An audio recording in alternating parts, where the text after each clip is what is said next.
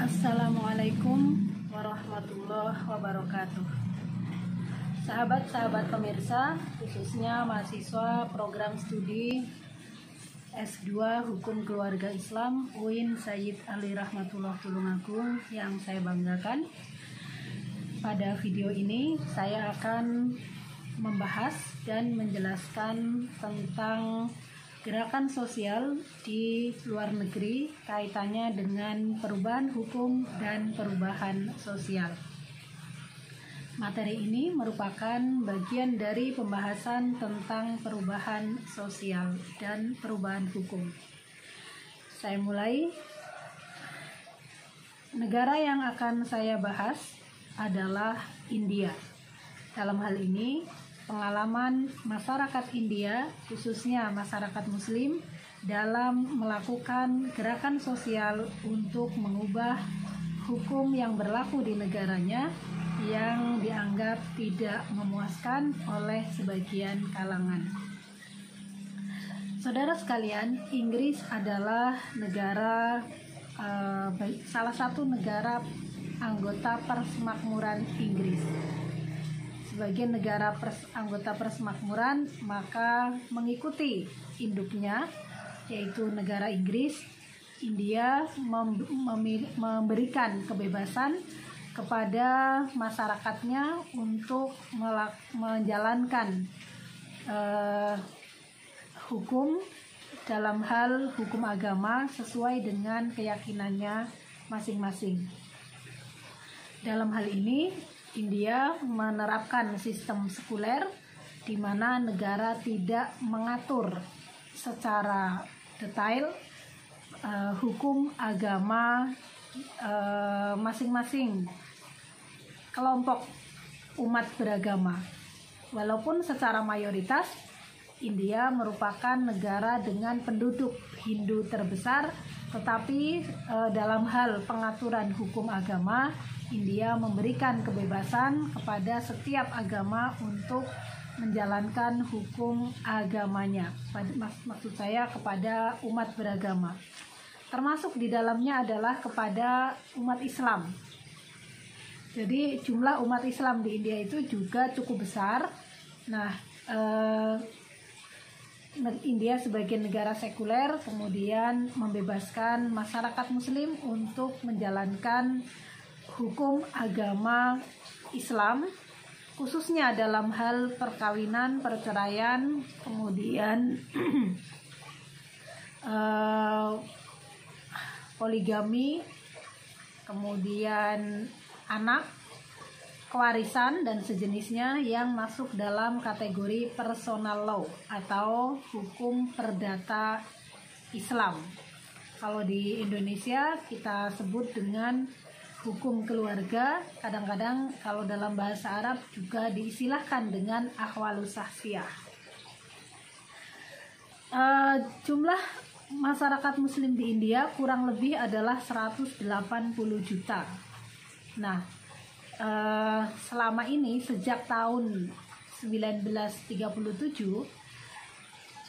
masyarakat India dengan menggunakan hukum Islam klasik, hukum Islam bermazhab Hanafi kebanyakan, itu kemudian membolehkan praktek talak sepihak. Nah, praktek talak sepihak. Nah, kemudian pada umumnya praktek talak sepihak ini dinyatakan oleh suami kepada istri. Kemudian jumlah yang diucapkan biasanya langsung 3. Maka ada istilah di sana triple talak. Nah, saya mengatakan sepihak maksudnya adalah talak tanpa melibatkan pengadilan. Sepihak, hanya suami kepada istri. Nah, ada istilah triple talak atau talak 3, ada juga talak instan. Instan itu artinya cepat. Dalam waktu 1 kali kesempatan dia sudah dapat 3 bilangan talak. Kemudian ada talak bid'ah tulisannya kalau dalam literatur jurnal internasional itu talak bidet. Nah, tapi yang dimaksud adalah talak bid'ah, talak yang 3 sekaligus. Nah, talak 3 ini kemudian tertulis dalam Muslim Personal Law. Muslim Personal Law itu kalau di Indonesia seperti kompilasi hukum Islam, karena di dalamnya mengatur hukum-hukum yang berlaku bagi keluarga. Nah, di dalamnya itu ada soal pernikahan, perceraian, warisan, dan sebagainya. Nah, karena berdasarkan Muslim Personal Law itu, maka sah seorang laki-laki menceraikan istrinya dengan ucapan, dengan tulisan. Nah, dari tahun 1937 itu dipraktekkan, ada yang dengan ucapan secara langsung, ada juga dengan surat. Namun setelah ditemukannya atau setelah adanya media sosial di India, praktek triple talak ini kemudian berkembang menggunakan teknologi informasi dan komunikasi, yaitu ada yang menyatakan talak menggunakan Facebook, ada menggunakan Instagram, Twitter, kemudian belakangan juga menggunakan pernyataan-pernyataan yang difasilitasi melalui aplikasi smartphone yang bermacam-macam sekali. Nah, kemudian kenyataan ini dirasakan sangat merugikan kaum perempuan, khususnya para istri. Jadi, sejak adanya media sosial, para suami bergaul di media sosial, kenal dengan teman-teman baru, teman-teman lama yang juga menggunakan media sosial. Nah, lalu mereka secara sangat serampangan, secara sangat sewenang-wenang kemudian menceraikan istrinya menggunakan media sosial. Nah, SMS, WhatsApp itu juga termasuk. Kemudian situasi ini membuat banyak perempuan, khususnya kaum aktivis, mengalami keprihatinan yang mendalam karena ternyata akibat dari triple talak itu perempuan sangat menderita. Kenapa begitu? Karena sulit bagi mereka yang sudah diceraikan dengan triple talak itu untuk mendapatkan hak-hak pasca perceraiannya. Misalnya hak untuk mendapatkan nafkah masa idah, hak untuk mendapatkan mut'ah. Nah, itu tidak ada. Jadi dalam tradisi masyarakat India, kalau seseorang sudah dinyatakan talak, misalnya di WA, di SMS, di inbox melalui Facebook, ya sudah berakhir dan kemudian dia harus pulang. Karena mereka umumnya tinggal di rumah keluarga suami. Nah, ketika suaminya menyatakan talak, maka mereka harus angkat kaki dari rumah suaminya. Nah, keprihatinan ini kemudian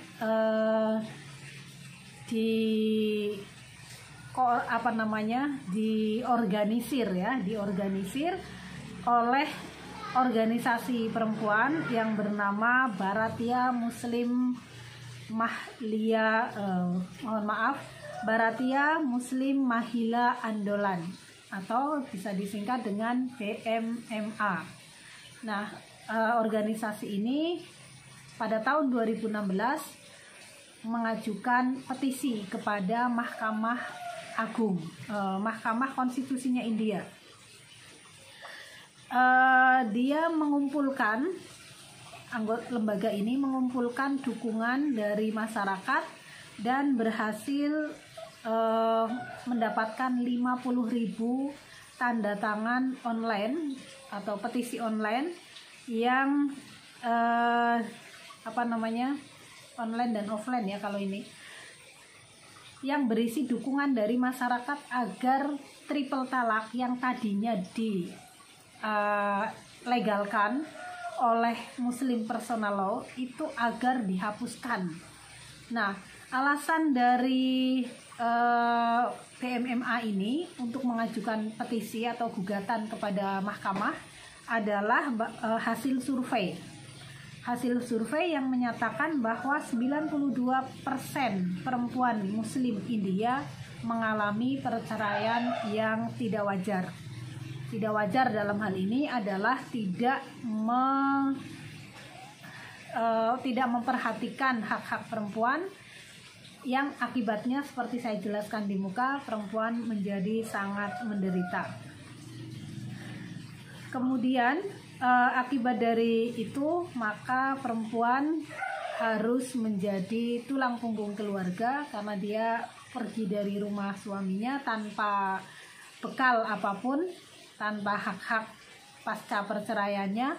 Nah, setelah itu mereka mau tidak mau harus bekerja untuk menghidupi dirinya sendiri serta menghidupi anak-anak yang mereka asuh. Nah, banyak kasus menunjukkan bahwa perempuan tidak bisa mengklaim, tidak bisa menuntut nafkah pasca dilakukannya triple talak ini. Nah, mereka juga shock ya secara psikologis karena triple talak itu sangat cepat. Misalnya tidak ada proses mediasi, negosiasi, tidak ada musyawarah, tidak ada pembicaraan yang serius antar dua pihak secara setara, secara ma'ruf atau secara santun. Karena tiba-tiba dengan menggunakan SMS tadi itu, dengan WhatsApp, dengan Facebook, mereka sudah dicerai. Jadi tidak ada pembicaraan bahwa keluarga kita sedang mengalami masalah, mari kita kamu kenapa, saya kenapa. Nah, normalnya begitu. Mau cerai itu normalnya ada pembicaraan terdahulu tentang evaluasi keluarga, evaluasi rumah tangga. Tapi ini menjadi tidak ada karena tiba-tiba suami menyatakan talak secara sepihak dan itu langsung 3. Dengan adanya 3 talak langsung 3, maka kesempatan untuk rujuk itu juga menjadi tidak ada. Menjadi tidak ada karena menurut Al-Quran talak yang bisa dirujuk itu hanya 2. Nah, maka ketika sudah 3, tidak ada harapan lagi bagi suami istri ini untuk kembali. Sebagaimana ketika talaknya baru 1 atau 2.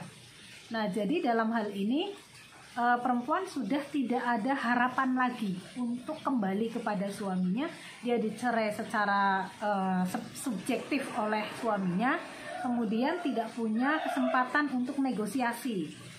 Nah, beda kalau talak 1, itu masih ada ruang untuk menegosiasikan sehingga suami bisa rujuk lagi.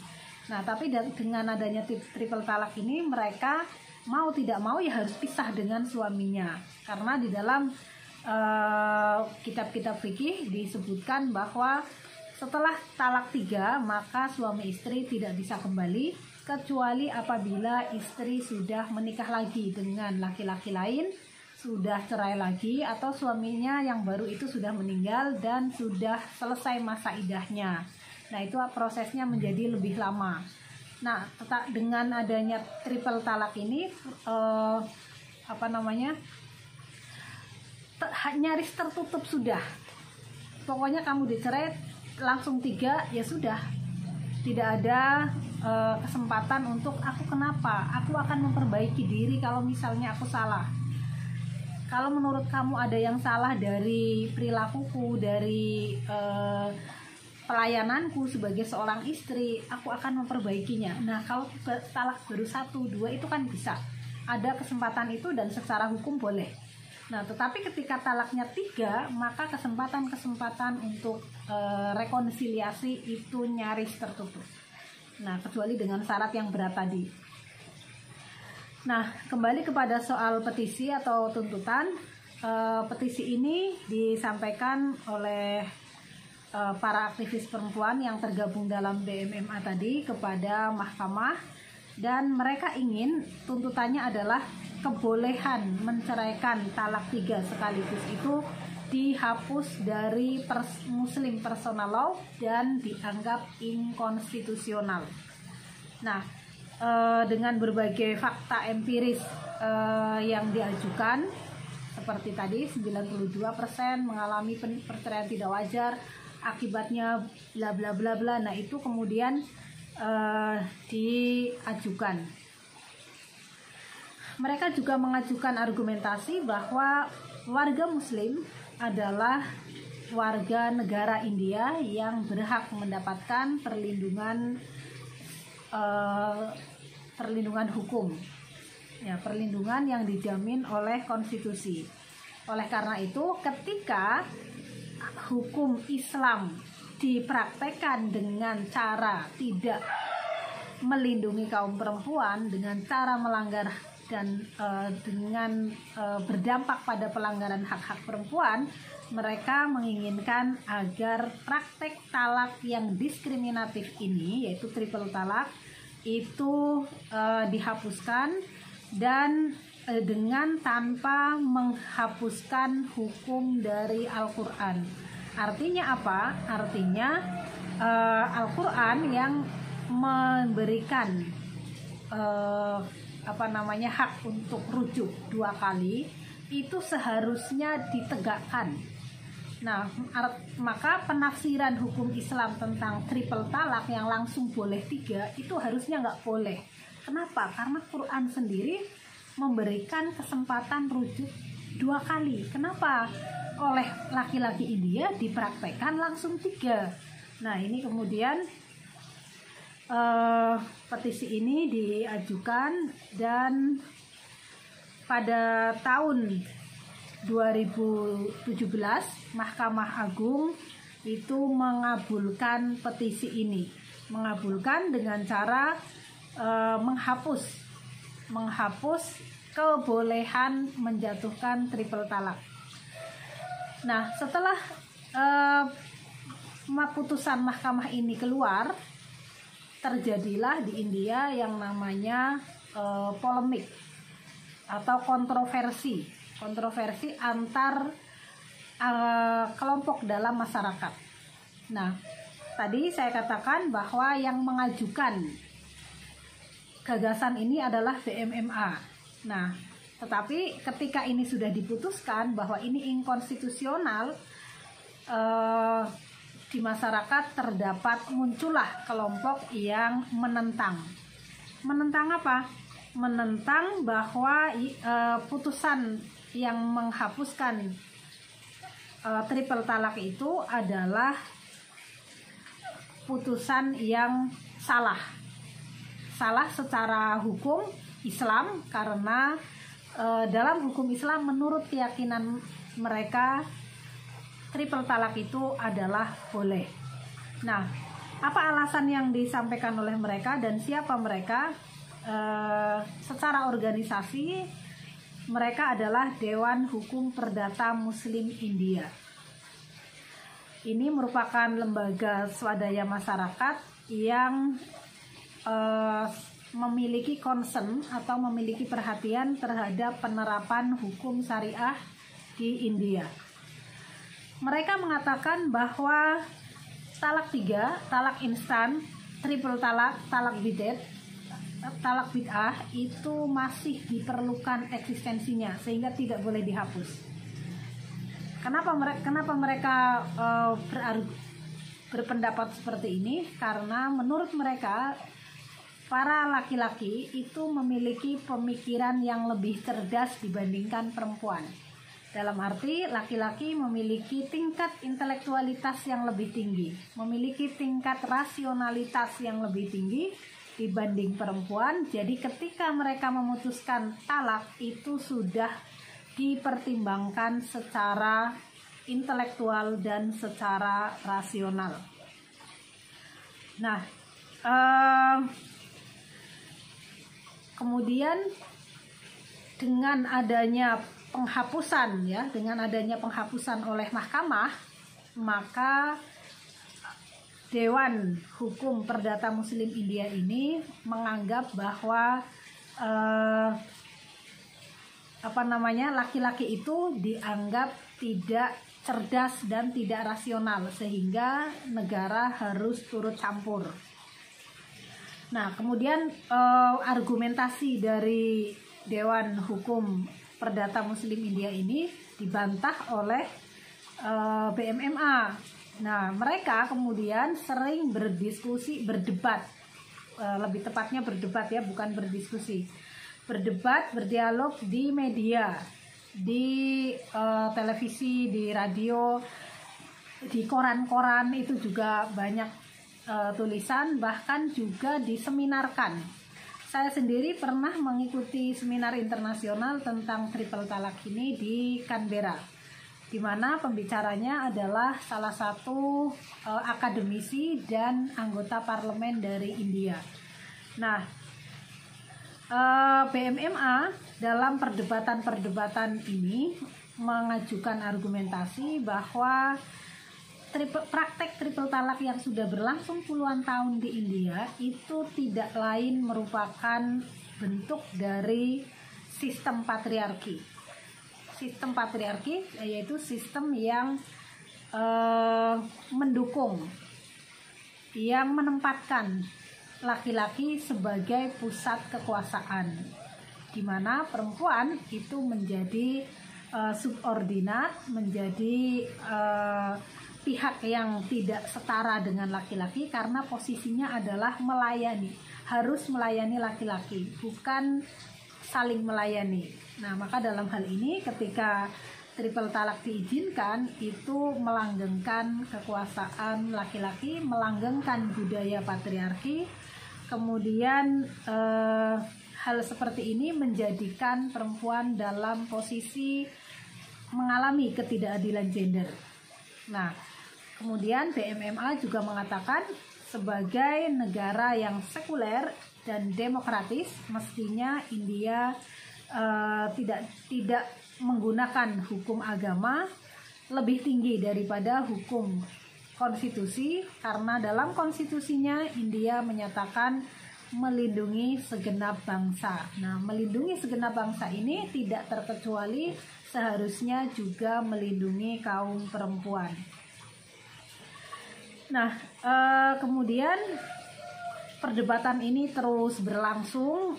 Jadi petisinya itu tahun 2016, mahkamah itu membuat putusan tahun 2017. Nah, kemudian tindak lanjut dari mahkamah mestinya adalah mengubah undang-undang. Seperti di Indonesia, kalau ada putusan dari Mahkamah Konstitusi membatalkan suatu undang-undang atau satu pasal dari undang-undang, maka kedepannya harus ada undang-undang tentang perubahan undang-undang yang dihapuskan tadi. Nah, seperti undang-undang perkawinan di Indonesia, ketika Mahkamah Konstitusi mengubah batas usia minimal, maka ada undang-undang baru, yaitu undang-undang perubahan undang-undang perkawinan, di mana di situ disebutkan ada satu pasal yang diubah. Tadinya batas usia menikahnya adalah 16 tahun bagi perempuan dan 19 tahun bagi laki-laki. Kemudian dengan undang-undang yang baru menjadi sama-sama 19 tahun. Di India mestinya juga begitu prosedurnya. Setelah ada putusan mahkamah, selanjutnya mengubah undang-undang yang mengatur tentang talak ini. Nah, tetapi proses menuju pembuatan undang-undang pasca diputuskannya pelarangan talak 3 oleh mahkamah ini tidak sangat mulus. Nah, kenapa? Karena di masyarakat sendiri terdapat pertentangan. Nah, yang menentang itu siapa? Ya tadi salah satunya adalah Dewan Hukum Perdata.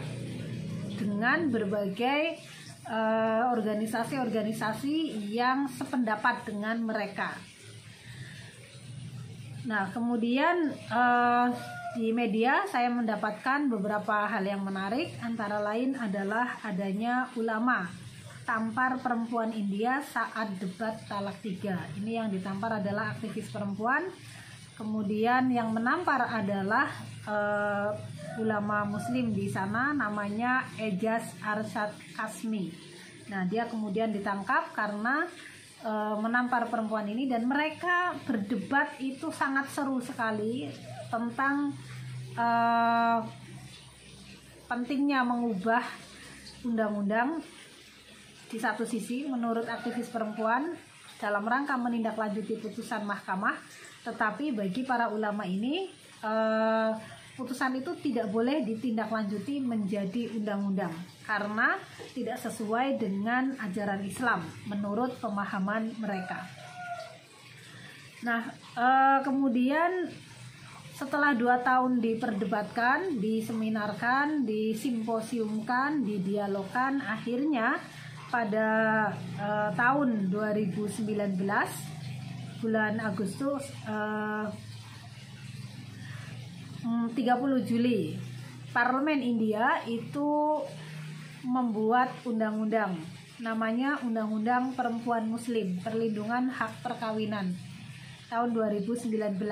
Nah, dalam undang-undang ini disebutkan bahwa talak 3 adalah pelanggaran hukum pidana dan diancam hukuman maksimal 3 tahun penjara.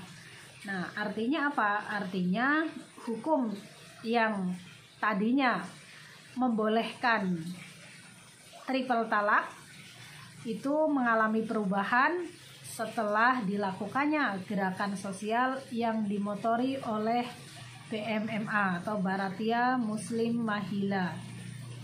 Kemudian tahapan dari perubahan ini juga cukup banyak. Tadi pertama dengan menggalang petisi, mengajukan petisi ke mahkamah, oleh mahkamah dikabulkan. Setelah dari mahkamah diperdebatkan lagi oleh masyarakat. Kemudian setelah 2 tahun diperdebatkan menjadi kontroversi, berujunglah gerakan sosial ini pada kesuksesan mengubah undang-undang yang tadinya membolehkan menjadi melarang, dan bahkan mengkategorikan triple talak itu sebagai tindak pidana. Nah,